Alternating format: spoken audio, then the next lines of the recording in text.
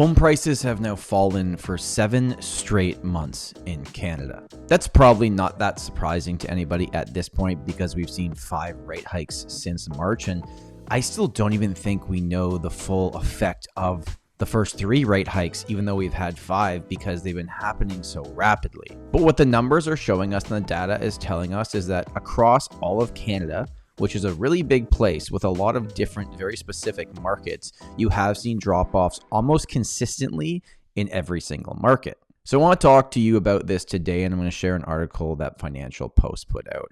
We're going to go over what this data actually means and how there's actually a few markets, which I'll share with you, that went up in price, which is kind of weird to hear, and I'll tell you why I don't think you should put too much thought into that. Welcome back to the channel. My name is Tom Storey, and I run a real estate team here in the city of Toronto.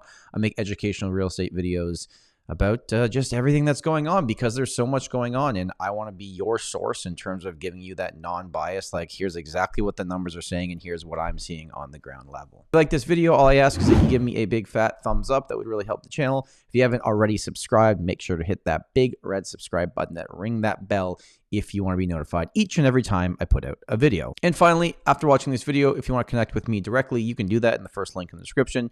We are offering buyer consultations, seller consultations, and discovery calls just to chat to see if I can help you with anything that's going on in your real estate life. It's likely that another rate hike is coming on October the 26th. No one knows what it's going to be. A lot of talk between 50 and 75 points, and these rate hikes are coming very fast. And they're very rapidly happening. And I still don't think, as I mentioned earlier, that we've seen the full effect of what they're going to mean for the entire market. And then built into that is all the other things that we've been hearing about lately with the whole mortgage fraud from CBC Marketplace. And I'm probably going to do a specific video exactly on that and break down everything I learned from watching that, because that was not good. That was honestly slightly terrifying to see, that was a thing that was happening. And the fact that there's maybe a few people that own properties that have no business owning properties, and what will happen if rates continue to go up and they can no longer afford that properties. I guess it depends on what percentage of the market that is. But again, that's probably a video for another day. And then you add on to that the variable rates right now and the trigger rate and who can afford their increases and who can't. And there's a whole bunch of uncertainty right now. So let's break it all down. All right, we're going to jump right into the article now. So it says home prices fall for the 7th month in Canada on mortgage rate spike. So Canadian home prices have dropped for the 7th month in a row in September and have now declined almost 9% from the peak as rising borrow costs are keeping buyers on the sideline. Reading that 9% from the peak number, I actually thought that was going to be a lot more. I thought maybe we'd be down like 12 to 15% from the peak based on how rapidly these interest rates have come to the market. But then they break down specifically what markets you're seeing it happen in. So the Toronto suburbs and smaller cities in Southern Ontario saw huge price jumps during the pandemic and continue to suffer a correction. In Mississauga, the benchmark price is down 13% since February. In Kitchener-Waterloo, an hour drive from Toronto, it is down 18%. But then here's where it kind of gets interesting. They say, but a number of cities, including Calgary, Ottawa, and Oakville, saw prices rise in September. Now, I would not put a whole lot of thought into this. That doesn't mean that prices will continue to rise there. They're rising in September compared to August. Like it's a 1 month metric. It literally means nothing. So I wouldn't put much thought into those markets that have gone up. And it's interesting, right? Like Calgary is a market that didn't increase in value when rates were extremely low. And now it's still doing well because oil's booming right now. And as we know, they kind of live and die by that. So we'll see how long that continues.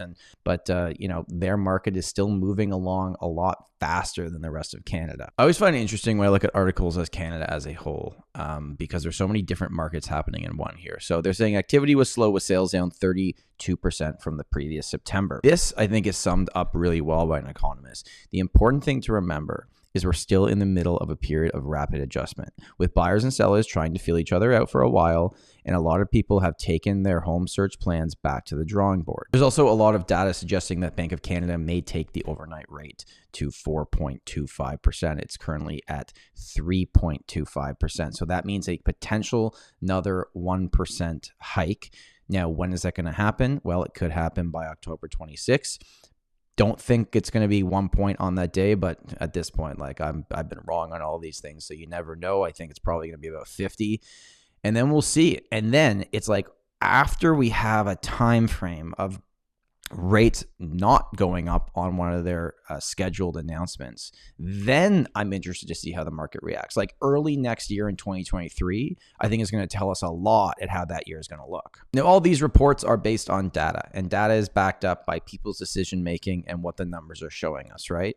And there's a lot of people still trying to sell and still trying to buy in any type of market, but there's a lot of uncertainty out there right now. But I'd like to know, you as the viewer that watches this channel, how are you feeling? Like if you're waking up every day and potentially consuming my content and other people on YouTube that make real estate content like myself, and then you're reading the news headlines and you're talking to your friends and your family, like what are your conversations like? I'd love to know, because you are the consumer. You are the one that's going to effectively make these decisions that's going to be backed up in the data. Thanks for watching another video. As always, my name is Tom Storey, and remember, home is where your story begins.